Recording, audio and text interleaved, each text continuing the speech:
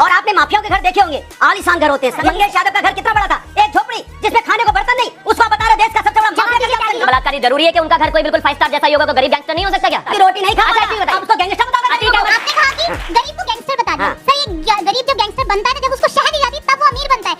Starting वो गरीब से ही करता है, इसका मतलब ये नहीं सभी गरीबों को गैंगस्टर बोल दिया। अच्छा, मेरे गाजियाबाद में अगर 9 बजे भी लड़की जाती थी तो उसके साथ उसके पेरेंट्स जाते थे। आज लड़कियां 2-2 बजे भी जॉब करके अपने घर पे सेफ आ रही हैं। पटोगे तो कटोगे, ये क्या मुख्यमंत्री की भाषा होती है? बताइए, ठोक देंगे, मुख्यमंत्री की भाषा होगी क्या?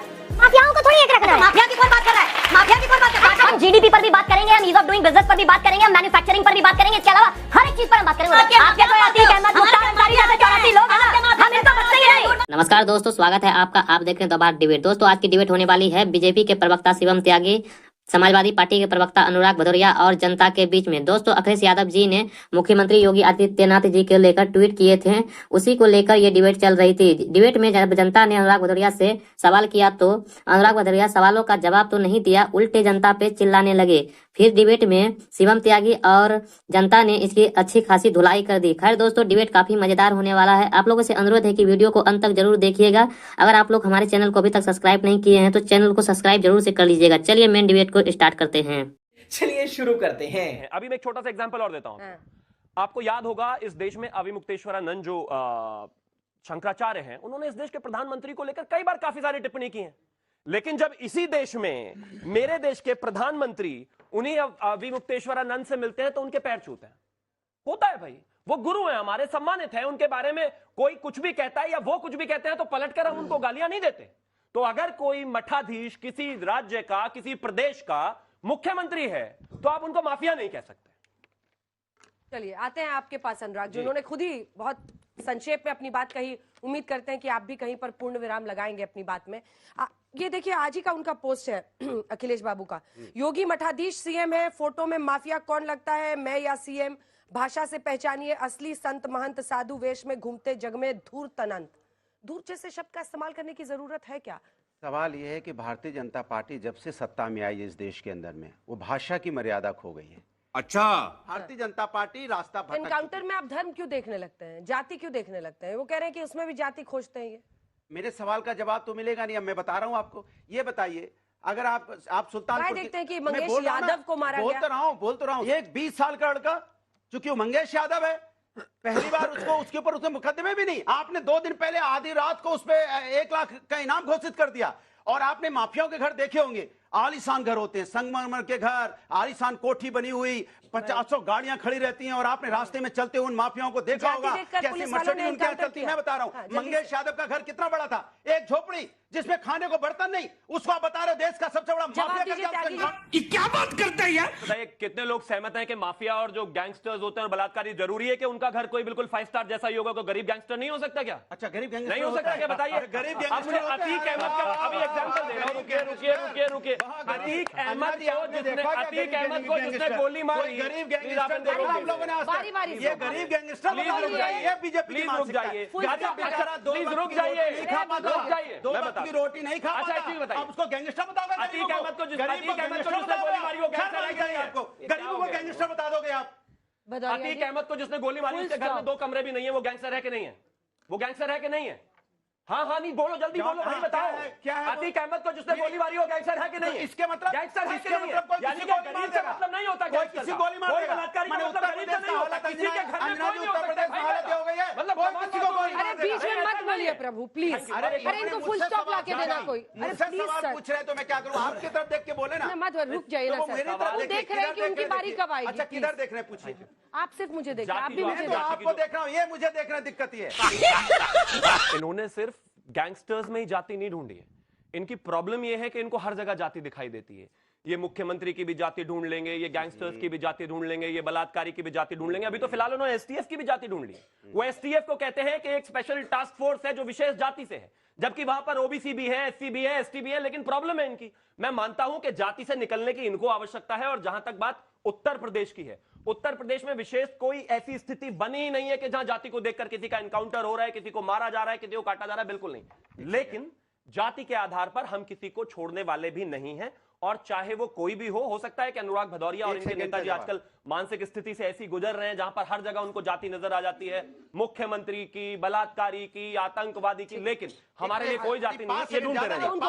प्रोग्राम ने इनको हरा दिया। मेरा सवाल सर से है कि सर आप हर बार इस पर्चे को लेके आते हैं कि इतनी इतनी चीजें आई, कभी आप सॉल्यूशन के साथ क्यों नहीं आते विपक्ष होने के नाते? वो है ही नहीं। जब आप सरकार में थे तब भी सॉल्यूशन नहीं था, अब है अब भी सॉल्यूशन नहीं है। सर दूसरी बात आपने कहा कि गरीब को गैंगस्टर बता दिया। सर ये गरीब जब गैंगस्टर बनता है ना, जब उसको शह दी जाती है तब वो अमीर बनता है। स्टार्टिंग वो गरीब से ही करता है, इसका मतलब ये नहीं सभी गरीबों को गैंगस्टर बोल दिया। अच्छा, ये अच्छा कि आपने सवाल मुझसे पूछा, सरकार से नहीं पूछा, जवाब उनके पास है। बाप रे, क्या करती हैं आप? नाम क्या है?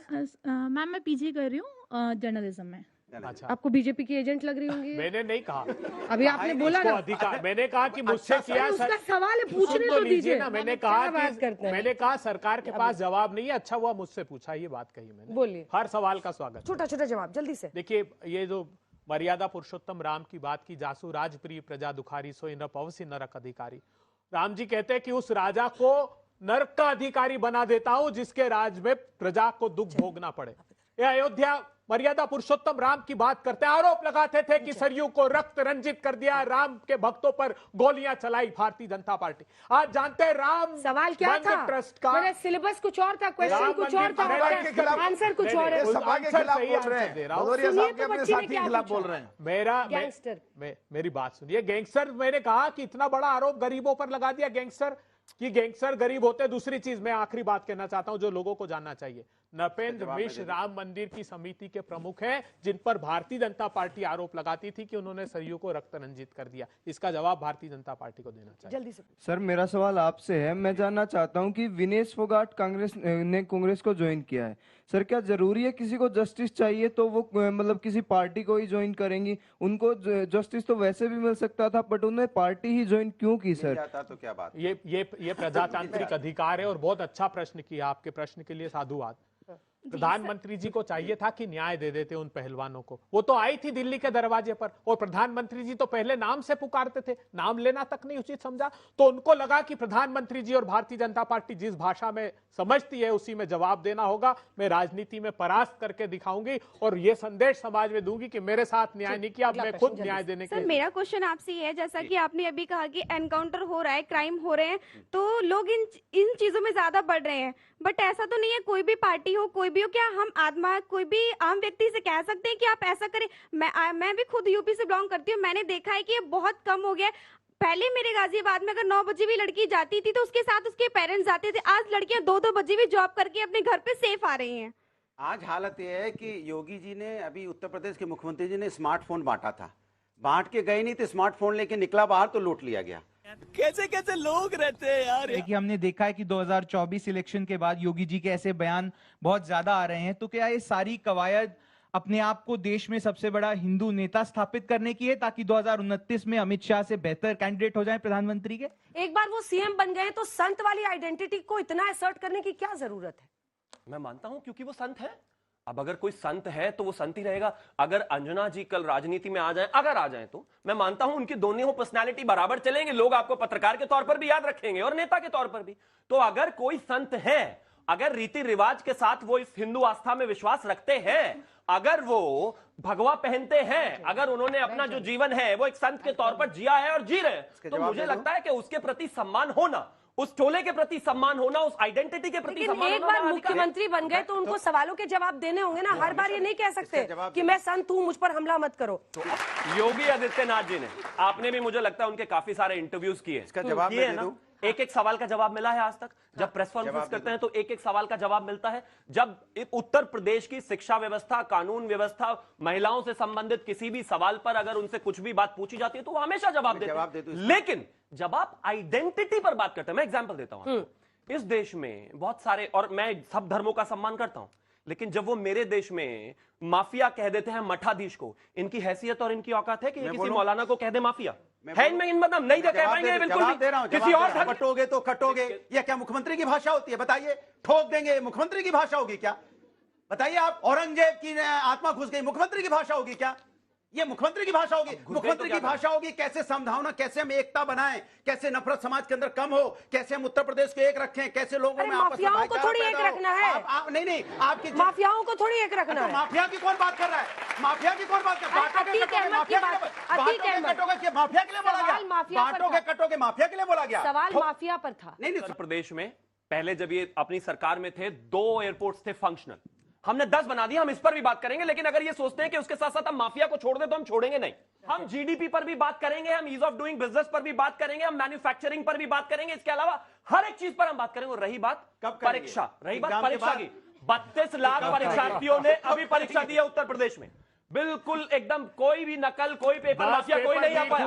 उनके क्षेत्र में राजस्थान में अभी एक परीक्षा हुई थी इनके समय में, वहां पर जो पेपर लीक वाला व्यक्ति था उसको सलमान खुर्शीद जो है बचाने पहुंच गए। उसका बताइए क्या किया जाए? Paper leak. आप ही के जो केंद्रीय मंत्री हैं वो लोग पेपर लीक वालों को बचा रहे हैं, उस पर जवाब दीजिए ना। हमने तो करा दी परीक्षा बिल्कुल सही तरीके से, लेकिन आपको भी करानी पड़ेगी। लेकिन इसके साथ साथ अगर आप ये सोचते हैं कि हम इनके माफियाओं पर बात नहीं करेंगे तो माफ कीजिए अनुराग भदौरिया, आपका जो एक्सटेंडेड परिवार है ना, आपके जो अतीक अहमद, मुख्तार अंसारी जैसे 84 लोग हैं ना, हम इनको बख्शेंगे नहीं, इनको नहीं बख्शेंगे। कितना भी दर्द होता रहे इनको नहीं बख्शेंगे। समझ में आया? अंत तक देखने के लिए धन्यवाद। तो दोस्तों आज का ये वीडियो आप लोग को कैसा लगा, आप लोग कमेंट सेक्शन में अपनी राय जरूर दे सकते हैं। साथ में अगर आप लोग हमारे चैनल को अभी तक सब्सक्राइब नहीं किए हैं तो चैनल को सब्सक्राइब जरूर से कर लीजिएगा। चलिए मिलते हैं कोई और लेटेस्ट डिबेट वीडियो में, तब तक के लिए जय हिंद, जय भारत, वंदे मातरम।